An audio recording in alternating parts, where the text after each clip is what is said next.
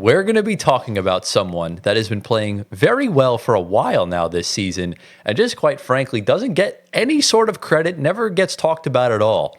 We're going to talk about a former number one overall pick. Let's talk about Cade Cunningham. Let's go. Cade, yeah. I adore this guy. Yeah. I mean, he is amazing. And now that he finally has NBA players around him, he's cooking.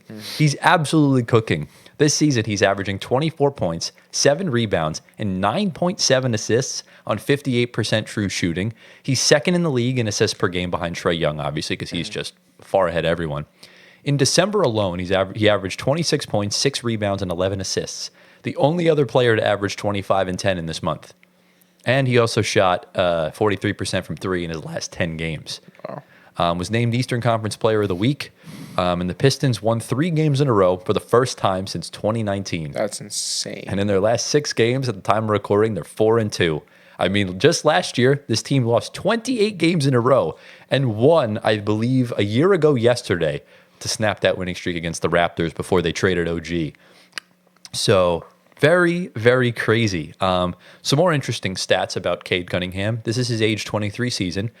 He's averaging more rebounds per game, more assists per game, more blocks per game, and is shooting better from three-point range than the age 23 season of Kobe Bryant.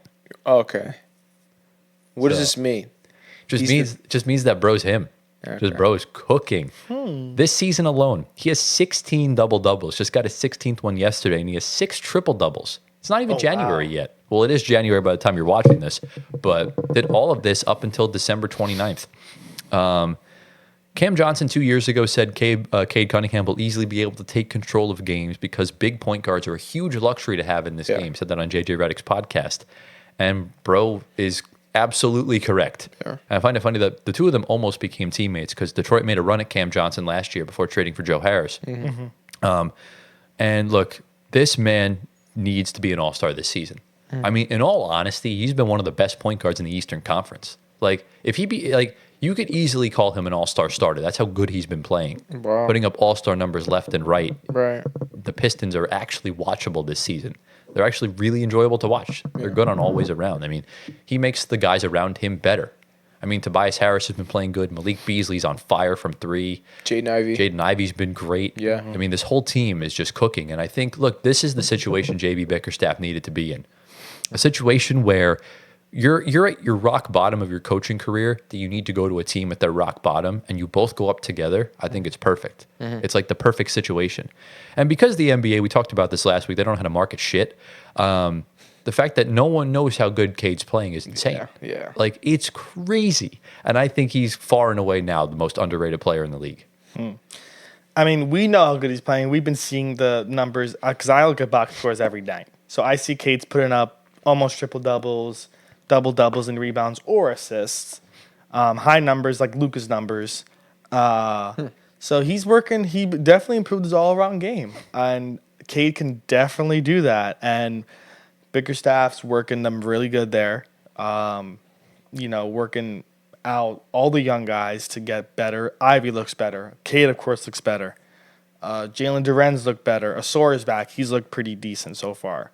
Malik Beasley, a good vet that was on the Timberwolves. Yeah, he was on the Timberwolves. Malik Beasley was on the Wolves. He was on the Lakers. He was on the Bucks. On the Nuggets as well, I think. Now he's in Detroit off the bench, but really putting up really good numbers. Yeah, he's playing well. Tobias looks, I guess, decent. I guess. You hate that man so much, but he would help the I Knicks hate out. him. He'd help, the amount of help he would help the Knicks out is insane. But I'm happy this Detroit team is starting to turn the corner. Cade, of course, is the one that's making it happen because he is the focal point of the team. He's the one that gets the gears going for them, and everyone follows his lead. He's the star, and building around him is the key, and they started to do it. These young guys are starting to get better. Bickerstaff is doing a good job so far in his first year. We want to keep this steady going next year and keep pushing on the pedal because they need to be in the playoffs somewhat soon. If it's not this year, hopefully the year after, or so on and so forth. But it looks good. Cade looks phenomenal. We want him all to play really good. And this year is that breakout season for him. He could be most improved player. It's looking at it so far. I would say he's probably the favorite right now. Wow. I would say he's one of them at least. Yeah. He should easily. Yeah. Because, I mean, he had a good year last year. It's just the Pistons were Yeah. a horror show. Yeah, they're booty. Yeah. What are your thoughts, Gio, Totally. on the play of Cade Cunningham? Yeah. I mean, I always expected this from Cade. I always knew he had this kind of talent, you know? But it's just a matter of, is the talent going to transfer into team success? Is it going to convert into wins? Right. And I think now we're starting to see that the Pistons get a little bit better. They're not where they want to be yet, but they're getting better. And to see that is actually exciting. I want to see the Pistons be good. We all want to see the Pistons be good. We do. And Cade, you know, he's making players around him better, like to your point. And I think the coach, JB, Yeah. very mediocre coach. But this is what he does. If you want if you want to get a team that was from the bottom of the barrel team to just improve, he's your guy. Yeah. He will get you to be a mid team like that. And so I think it was a good hire for them. It They'll be a was. mid team in no time. I think they're better than mid right now, to be honest with you. They're in They they're in are. playing spot They're right playing. now. Okay, what's their record though? I'm looking right now. It's below. I think mid. they're 17 and 18. Yeah, it's Bro, below- it's below imagine mid. telling a Pistons fan last year they'd be 17 and Yeah, 18 by yeah. January, bro. Yeah, yeah. That's let me see. insane. This is what JB does for you. Who gets Bro, you to being a mid team? I'm pretty sure. Oh no, they're 14 and 18. Okay, but this time last year, I'm pretty sure they were like 2 and 31. Yeah. Like, that's insane. Yeah. Big improvements. Big Hey, improvement. clap it up for JB, man. JB, Clap it good up. job. Well done, lad.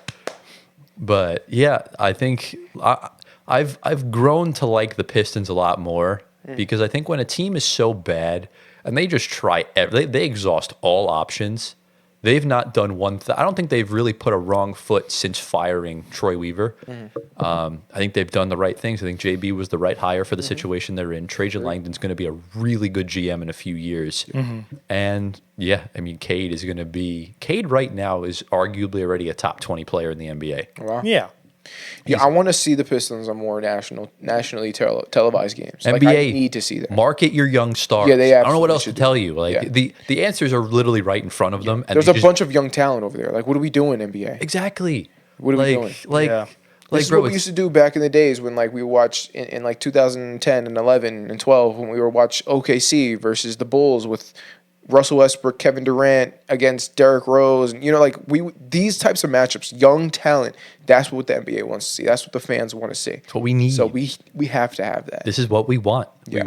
We want to see the rising stars get their shine. Yeah. And the fact that it took them 2.5 years to get Paolo Banchero on national TV is a disgrace.